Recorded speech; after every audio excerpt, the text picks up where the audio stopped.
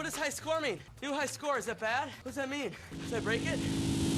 Hello everyone and welcome to Veteran Gaming. I am Aaron, and tonight in Eternal Evolution I want to talk about some things that I would really like to see come to Eternal Evolution, both short term and long term. Now these are just opinions I'm throwing out, some ideas I've had, so I'm sure you guys have your own ideas on how to make Eternal Evolution better. I plan on sending this video directly to the developers as a hey, this is what I think. But I also want to include some feedback from you guys. So, as you watch this video, if you have your own ideas or opinions on the ideas that I present, please put them in the comments section down below. That way the developers can see them. While you're down there, go ahead and hit the thumbs up for me and subscribe to the channel if you haven't already done so. The first thing I want to talk about is spending a little bit of gold here. Now, I know that as you hyper-evolve characters, you are going to spend a lot of money because hyper-evolving them is expensive. I don't really want to... I was kind of hoping it would show me. I think it's like 20 million to hyper-evolve. But you're not going to just hyper-evolve everybody. So as you can see, I have 232 million gold here. I would love to see some other options come up for the gold here to spend. That way players can make some more choices about some of the funds and resources that they have, right? Anything you're getting more options is better for you as a player because not every player needs the exact same things. But I think, I mean, what, 2 things today can spend gold? That just seems kind of crazy. I would like to have more options that we can spend gold on, get some more resources that really help us, especially if you're like me and not hyper evolving every single character you have, because a lot of them I just don't need, I don't play with. So I think some options to spend some gold on would actually be really helpful. Next thing I want to talk about is something that could help some of the gameplay with the heroes.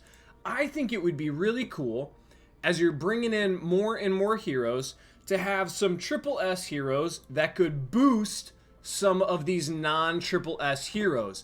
I think it would be really cool to have something like a triple S energy, where he has a passive where if he's the only triple S energy, then the other energy heroes get some kind of boost. That, because in the end, I mean, think about it. Most of your teams right now, especially for Arena, are heavily triple S. And I think a lot of these elite characters are going to get pushed to the wayside. So I think it would be cool if we had some triple S heroes that would bring along some of these elite ones, bring them up to a higher level. Not necessarily triple S. I get the triple S are always going to be the best in the game, but I think it would be fun if we had some kind of boost for some of these elite, because it would help in multiple game modes, including Twilight Lands, where the rewards right now are probably the most important in the game.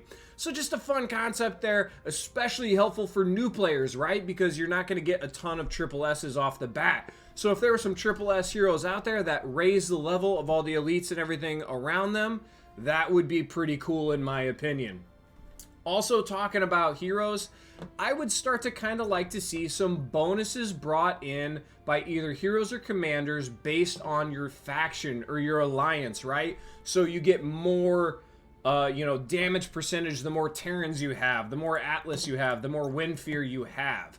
Because what is this game going? For 6 months, we're getting a new hero, every other week at this point, I think, which is fun. It keeps the game entertaining.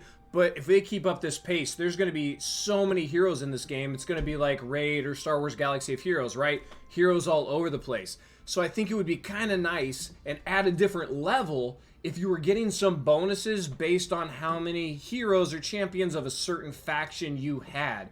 Because like I said, the hero list is only going to expand. So I think if you could really form a better Terran team, then you could get a bonus in PvP. That might swing the tide, right? Because, okay, I don't have the ultimate meta team here, but what I do have are a bunch of Terrans, so let's see if we can go in there and take out that meta team. It would really open up PvP a little bit more, I think. So that's another thing I'm looking for down the road in the future. Another one a little bit more specific I want to talk about is the Terradome. I would like to see a little bit of a tweak to the Terradome rewards, and I'm going to talk about Sinsaro and Disa first. So in Sinsaro here, with the exclusive levels, you are getting a chance of these premium hourglasses. Now, I understand that they aren't the Uber glasses here, the glorious hourglasses, but they are a new reward when you get to the EX level that you can alter your heroes, right? And in Disa Caves, once you get to the EX levels, you have a chance of getting the new sets, the Blessed and the Zephyr. And yeah, that chance goes up the farther up you go in the EX, but as soon as EX1, you can have a chance at that. So Sinsaro Marsh and Disa Caves at EX1, you get a bonus. At Terradome, at EX1 and EX2, you're getting the same rewards. Look at that. It's exactly the same as level 15.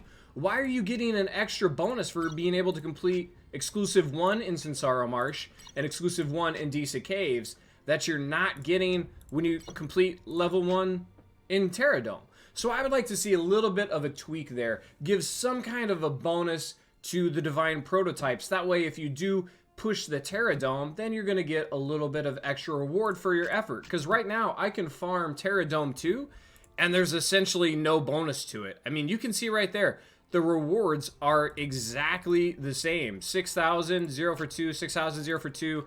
I mean, are the chances even the same? So the probability of your divine prototype is 20% at EX2 and 20%. So they're exactly the same. So what's the benefit?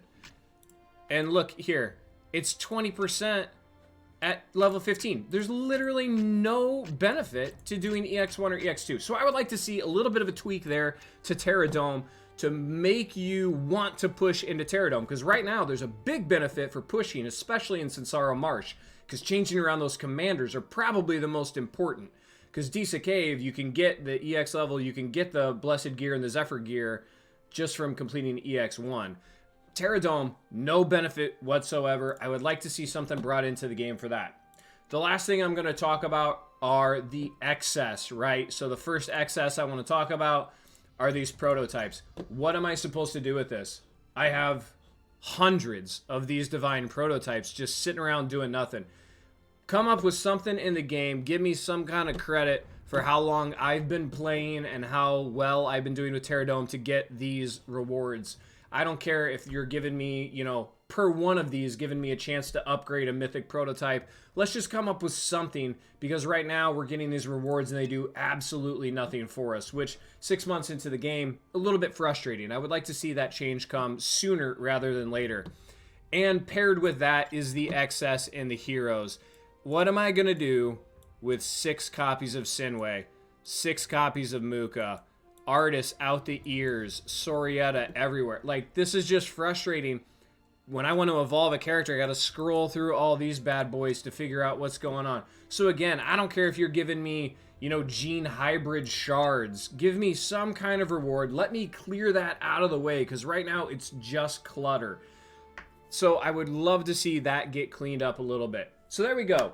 If you combine the heroes and the prototypes excess, that's my top 5. The top 5 things I want to see come to Eternal Evolution that I think would improve quality of life, gameplay, open up the functionality of the combat of the hero system.